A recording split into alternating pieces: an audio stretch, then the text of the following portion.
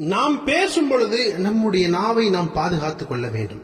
நிச்சயமாக இந்த நாவை கொண்டுதான் பல நன்மைகள் நடக்கிறது. இதே நாவை கொண்டுதான் பல பாவங்கள் நடக்கிறது.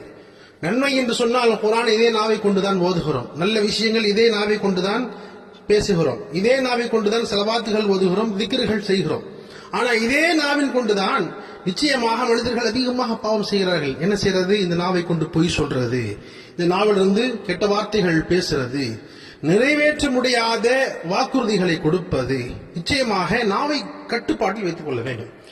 ஒரு ஹதீஸ், அழகான ஹதீஸை பாருங்கள். நான் உறுதியாக கடைபிடிக்கும்படியான ஒரு செயலை எனக்கு சொல்லித் தாருங்கள் என்று நபிகள் நாயகம் ஸல்லல்லாஹு அலைஹி வஸல்லம் அவரிடம் நான் கேட்டேன்.